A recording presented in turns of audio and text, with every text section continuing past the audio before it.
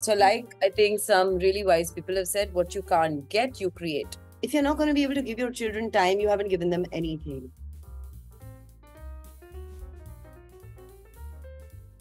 Hello, everyone. This is me, Jyotika Bedi, your host and founder of Happiness is Love. Today, I have someone very, very gifted and talented, Mansi Zaveri, who is the founder and CEO of India's most trusted discovery platform for parenting and childcare. My favorite, by the way, Kids Stop Press. Love the name.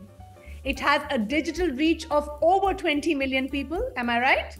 Yes. And what I love about Mansi is that she's a doting and a devoted mother of two lovely girls. A very, very warm welcome to you, Mansi. Thank you. Thank you, Jyotika, for having me, trusting me that I'm going to do justice to the I'm Happiness podcast, and looking forward to what's up your sleeve now.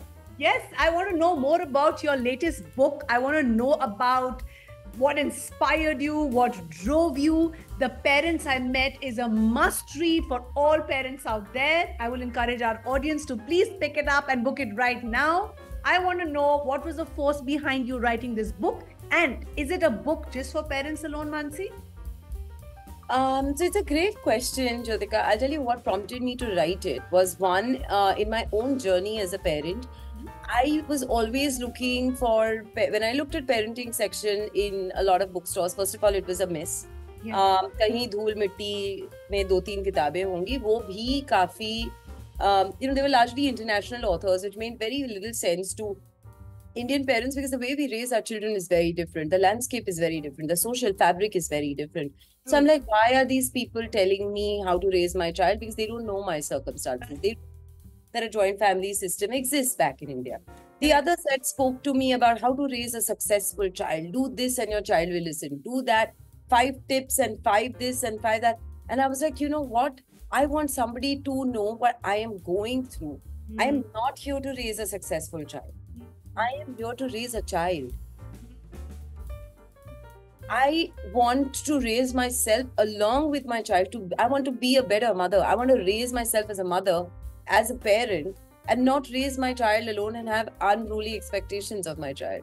So I said, ab kya kare? So like I think some really wise people have said, what you can't get, you create. So that's exactly what I did. I just went ahead and I created this incredible book. The book is called The Parents I Met. And the reason I created it was, exactly what I spoke. And I said, it's got to have parents from all different walks of life. Because we as individuals who are out in the world have stories to share. We've shared our stories from our perspective a zillion times. True. But if our parents have, and you know what, some of our stories, hum wohi batate hain, the real and real us. But our parents have an unfiltered way of sharing. They have a very natural, connected, unfiltered way of sharing our stories, right? And I remember at the book launch, somebody asked my mom, who was present. They said that if you have to tell one quality of Mansi that has got her to be where she is, my mom was a little flustered, and she said, I think it was just how ziddi she was, And if she's decided, and we term zid as very negative, but zid is a very good quality to have. Yes, strong. Because it means that what you've thought, you're going to get it. You have this mad passion to get it. Yes. And the book, The Parents I Met, have these 22 incredible outliers who had this zid of, we want to do something. We want to do path-breaking things. And then it's a story, it's just 22 amazing short stories of parents from all different walks of life. We've got Priyanka Chopra's mom, we've got Captain Shivani Kalra, who flew for Mission Ganga, her parents. We've got Vilas Nayak's parents. We've got Harsh Jain of Dream 11, PV Sindhu, Sushmita Sen, Sushant Devjikar. Because also as parents, we are navigating, Jyotika, territories which have not been chartered into. Like example, Sushant's story is about him telling his parents at the age of 18 that I'm gay. Today, our children are dealing with sexual preferences. We are dealing as a society with awareness about LGBTQIA and acceptance and inclusion. True. if today I know a lot of parents struggle to talk to their kids, if their kids come up and say, Mama, what is the F word? Oh, I got my periods. And then how are we going to ever cross the bridge to talking about gender equality and gender rights and talking about transgender and talking about a different community altogether? Yeah. कोई तो है जिसने ये road पे travel किया है. Why don't we learn from their experiences? Yeah. These, in my opinion, are 22 human libraries, and you're just going to read from that library. And they're very short stories, and they're both for kids and for adults. How wonderful. And what made you choose these people who finally made it to the book? Was there like a criteria? I just wanted to take people from all different walks of life, and I had different hypotheses. I was wondering that does abundance create grit? So I took Harsh Jain because he comes from a well-to-do family. He comes from an abundant family, and I was like, does this child have grit, right? Because आजकल के parents सोचते हैं कि अरे हमारे बच्चों को तो सब गोल्डन थाली पे मिला है, तो उनको किसी चीज की वैल्यू नहीं है.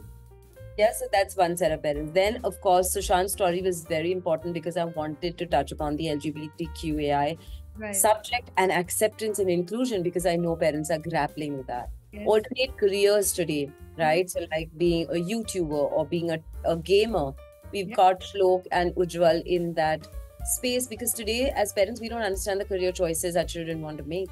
True. We've got a PV Sindhu story or a Priyanka Chopra story, which again talks about determination and sibling. Like PV Sindhu and her sister were both put into badminton coaching. How one chose to be a doctor and the other said, I'm going to stick it out. I'm going to stick it out of this path. And her father actually says that her sister was far more skilled, but PV was more determined. Great. She didn't want to give up.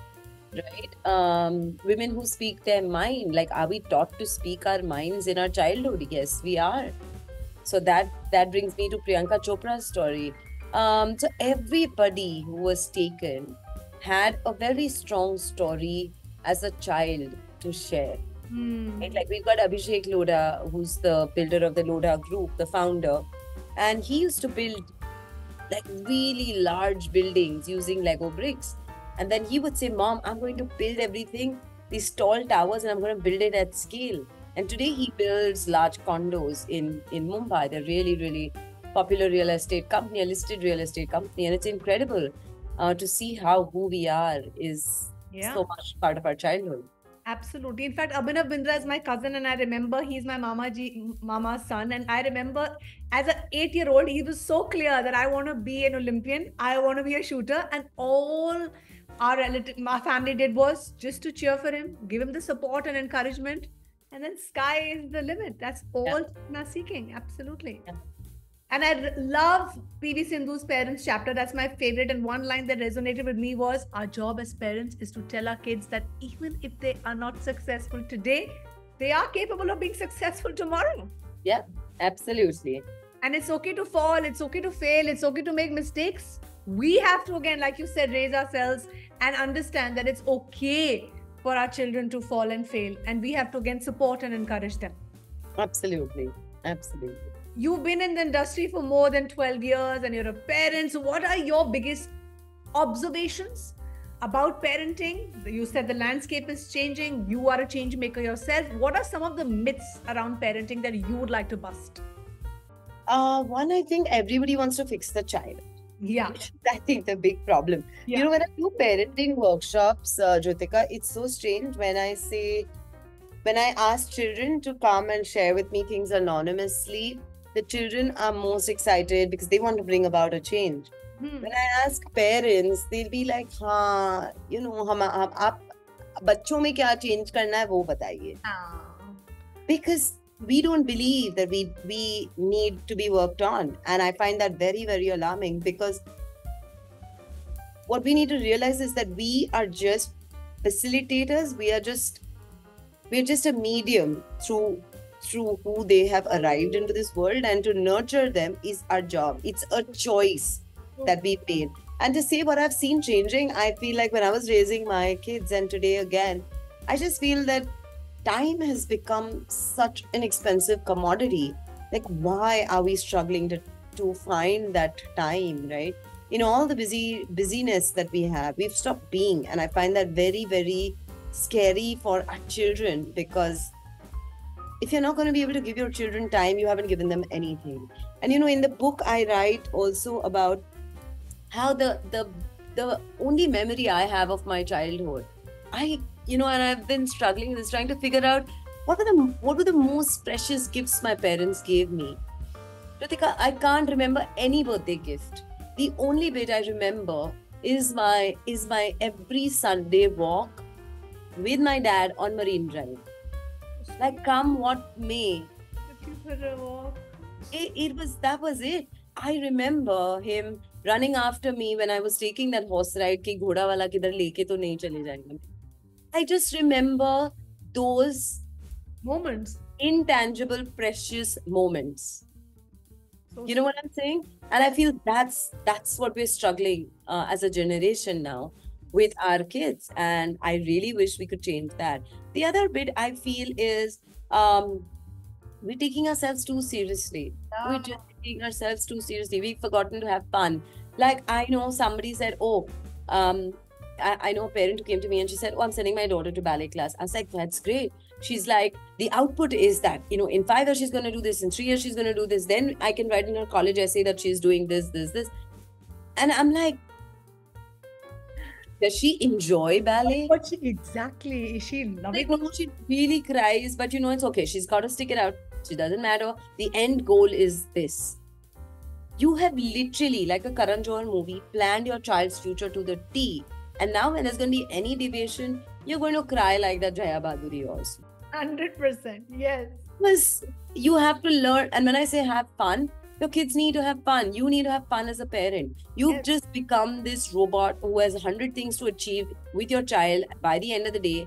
And that's it. Our love is so transactional. Yes. Did you do this? Okay, you get this. You didn't do this, you will not get this. Yes. Right? I want that unconditional love. I really want it for our kids.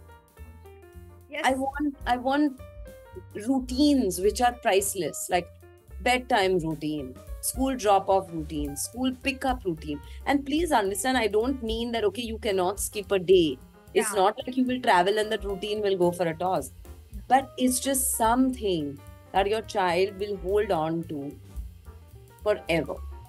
It's the greatest gift you can give your child, because that's what stability means to them. Yeah. Routine. And just the last bit that I would conclude is, don't overcompensate or substitute your time, yourself, with anything else. Absolutely nothing. You are you, and you cannot outsource that part of it.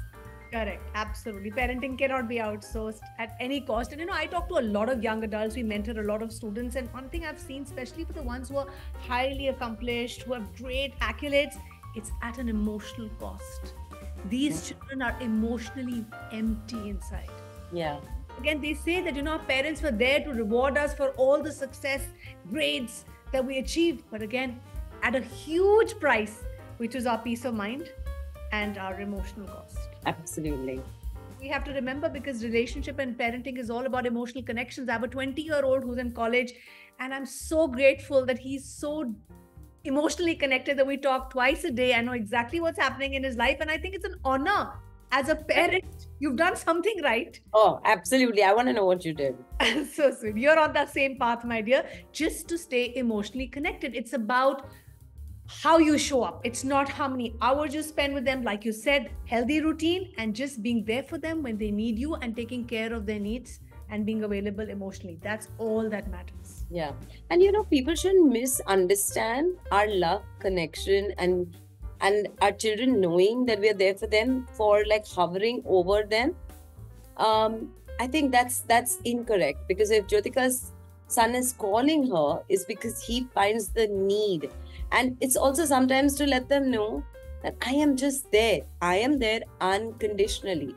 Like sometimes, like yesterday, I came back really late from home from a wedding, and my daughter, my elder one, was still studying because she has exams. And I said, Anya, I've not spent any time with you. Do you mind that you can continue to study? I'll just sleep with you in your bed. And she said, yeah, I feel like you're around. I went off to sleep, Jyotika, in a fraction of a second because I was so exhausted. But she just felt like it was an unspoken thing between us.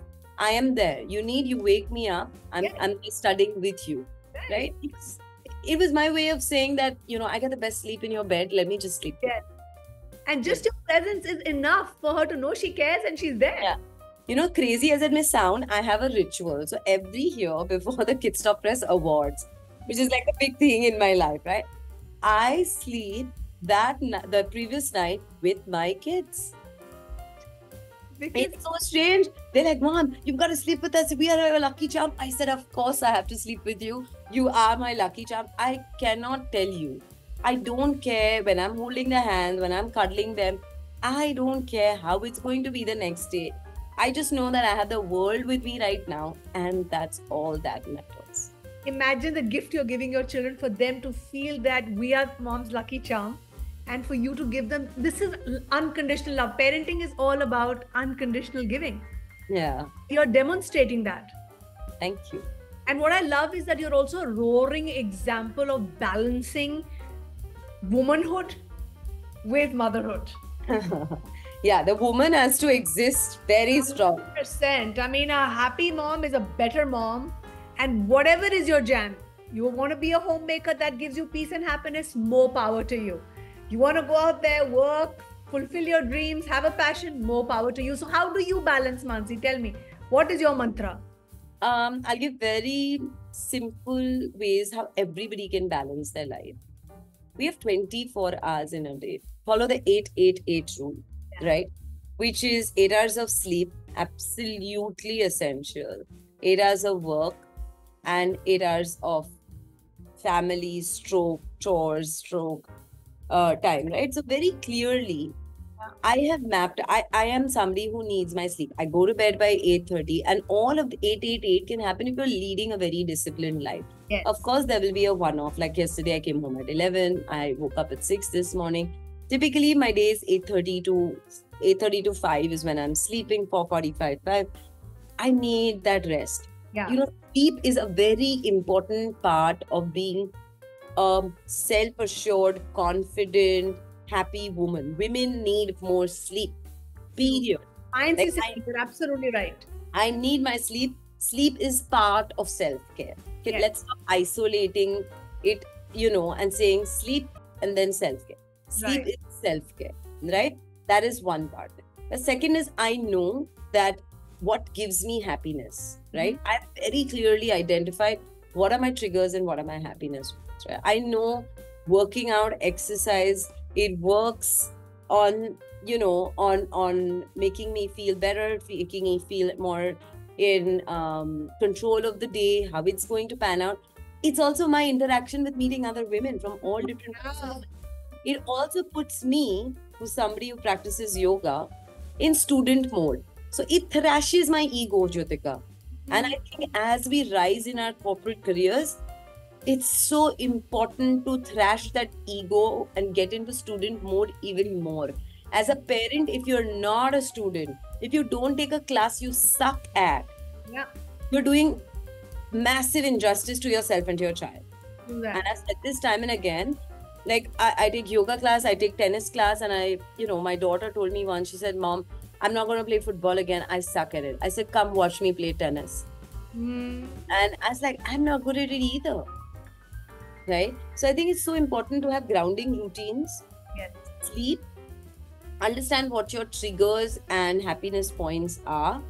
That's very, very important as part of being a woman.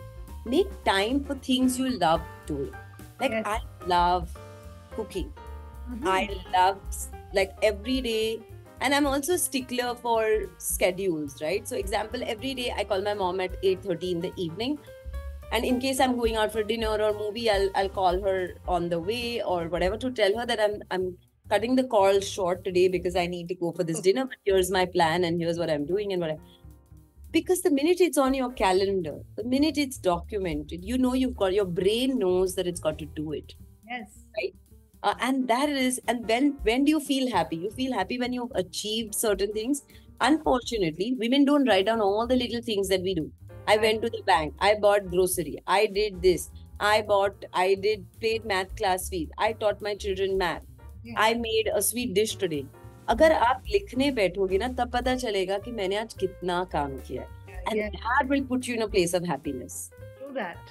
Do you do journaling also? Oh, absolutely. That 4:45 to 5:30 in the morning is journaling time, your self-maintenance time. And that takes me to our book. We've written a book on self-love for better parenting. I'll be sharing with you also. And everything that you said, every strategy in terms of self-care means taking care of your sleep, exercise is non-negotiable, journaling, all these things are a part of our self-love practice. And Mansi, nobody teaches us. There is no guide. Absolutely. And our poor parents did not have any role models themselves. That we have the responsibility to be cycle breakers and model this for our children. Absolutely. So I want to know from you, last few words for our audience, anything from you for parents out there, your magic mantra or something that you learned or something you're struggling with regard to your parenting. I think the thing that I possibly, I don't think it's a struggle, but I think as people, we all struggle, I think with time. Yeah. And every day I feel like I wish I had a little bit more time to do something, but it's also important to not use that as an excuse, right? Because if you start using that as an excuse, then फिर तो हो गया, right? Then you will keep coming back to it and you will not achieve what you set out to. But I think, I mean, I'm very happy, Jyotika, where I am, which doesn't mean there's no scope for improvement. But I think it's just possibly a little bit more time that I would have wanted to spend, that I would have made time for. But I think that's about it. And do you wrestle with mom guilt sometimes?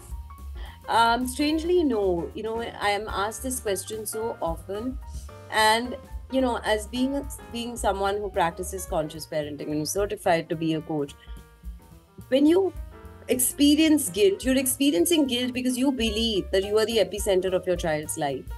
You're giving yourself too much importance. Move yourself away, make the child the focus. Because if the child needs a village to be raised, then where is the village? You believe that you're the only one who can teach the child, which is incorrect. The child can learn from dadi, nani, chachi, driver, nanny, helpers, school, teachers, caregivers, so many other people, building, neighbors, children at the park. So my point is, move yourself out of the equation and then you'll see the world change. Because when you put yourself as the focus, then everything becomes about me. I am the only one who can do this. Nobody can do a better job than me, right? I am sacrificing this for my child. I am not being able to give my business enough time. I am not being able to show up on social media because of my child. Everything becomes I.